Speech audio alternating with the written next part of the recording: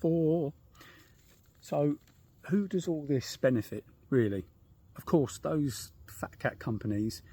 And I feel like, you know, we're just becoming more and more like ants, like our opportunity, especially for our young people now.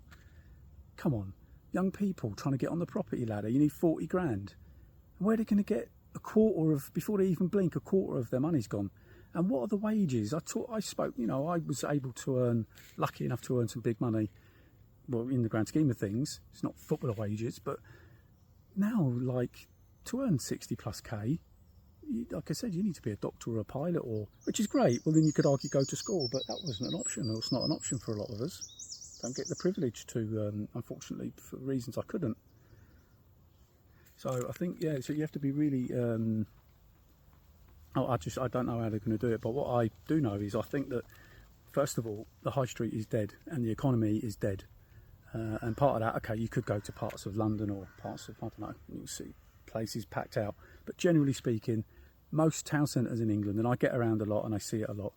I was in one out of near to where I was working recently, and sadly, it's more. There's more and more, you know, people just ambling about, people with addictions, people with issues, occupying the police and other services, you know, homeless and what have you, which is extremely sad. But I think it's indicative of where this country's at. And so who does it all benefit? The fat cat guys overseas, a lot of them overseas, sorry, and the fat cat guys here, some of which have been proven to even not happy just doing that, but they want to steal more of our money, you know, and take advantage of like international pandemic to line their pockets for more. And I want them taken down, by the way. I want my money back. You know, I had to pay HMRC back in fines, not tax, fines that I didn't owe. I still, to this day, they crippled me, and I didn't owe them one penny, and they crippled me. So you can pay hundreds of millions of pounds back. And who else does it, that you stole, by the way? There's a big difference. So I think who does it benefit? And one thing that worries me a lot is that one of the big beneficiaries here is they're going to get worse, is these debt collection companies. You know, now look, if someone just borrows money from a bank, for example, they have no intentions of bringing it back, you should have a collection process and ultimately a legal process. I do get that, for sure. But when people fall into unexpected difficulties, something bad happens, people have health and disabilities, and not for a minute either saying things should just, well, that's okay, just get written off then. But you're quick making your high percentages lending the money, so you need to be more responsible about how you collect it. And the banks have to take more responsibility, but they don't. They farm this out. And how are these businesses getting around GDPR laws? Because our data is being sold around on the black market, even in social media, and I have proof, even brazenly in social media, people selling spreadsheets of people in trouble, you know, financial hardship, that are struggling. But those people are on lists and being sold around for unscrupulous scumbag debt collectors. I mean, I've done sales, right? In the old days, you remember being a double glaze salesman. Sorry, that's the word. They were like embarrassing, like on Only Fools and Horses. I know those people are trying to make an honest living, and it's your choice. If the company don't deliver or whatever, then they should be struck down and struck off. But these people are salespeople that knock on your door and bully and harass vulnerable people. They want desperate, the most upset, people that have had loss, death, people that are close to suicide, and I've had this because people message me and I've seen it and experienced it. They're the perfect target market. When you drove past, you know, a huge block of flats in these, you know, cities, Glasgow, Birmingham, London, you know, in suburbs where the hardship is at its worst, those squares, you know, the shopping squares where you get, you know, convenience store, butchers in the old days, and various stores, and there's a gleaming bookmakers. You know, I always think about that. They're all perfectly, you know, they're making loads of money. Why? Because people are desperate. Those people, those desperate people, are the target market for those utter cockroach scumbags. And they're swanning around in Range Rovers, making money out of people at their absolute depth, pit of of disaster, and they go and they try and say it's help, and then they'll put like send letters, and dress names up as if they're solicitors, someone and someone, as if so to make it sound like some USA law firm. Guys, these people are just scumbags. Don't get me wrong. If you lawfully have to pay something, don't I'm not giving you advice here not to pay it, because you will have to pay it. But the government needs to step in, because how is that an opportunity for people to make money? So the people at the very pit, the worst part of their life, that's your target market for profit. What sort of utter scumbag maggot are you? I don't care if you offered me £10 million a year.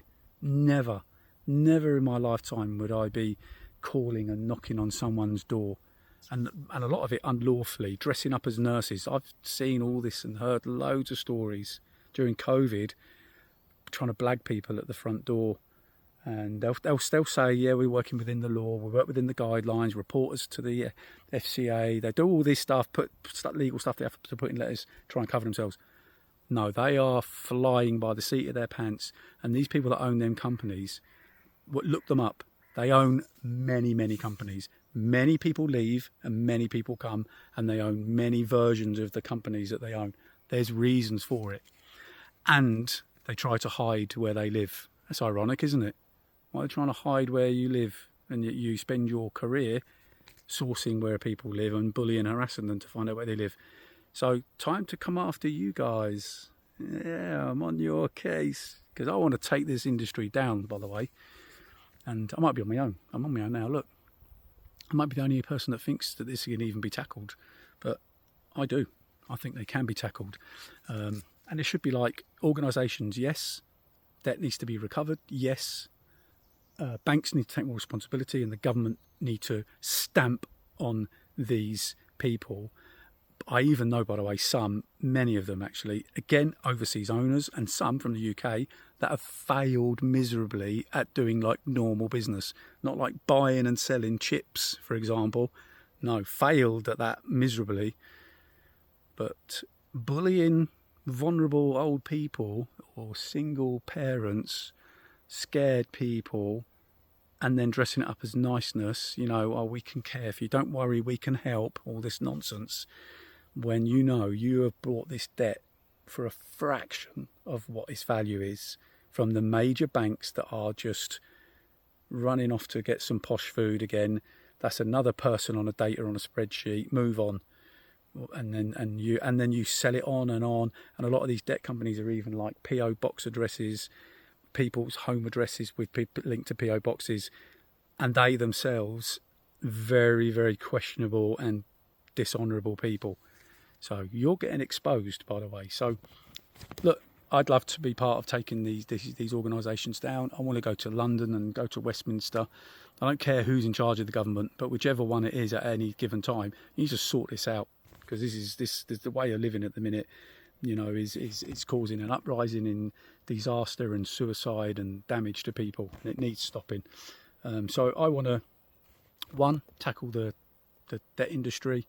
2, I want to improve opportunities for young people. How do they get on the rung in this crappy financial climate that you governments have created? It's impossible for young people. And thirdly, something completely different for small businesses. Yes, all the corporates, and they'll say, yeah, but we employ millions of people. Yeah, you treat them awfully as well. You pay them awfully, treat them awfully, and think you can dress it up with a public PR campaign about well-being and ethics. It's nonsense. We all know it, right? Those people just need to do a job. So the small businesses, the UK businesses, entrepreneurship, innovation, ideas, when you haven't got a pound to start with, how do you do it? That's what you need solving. Those 3 things. I'm coming for you.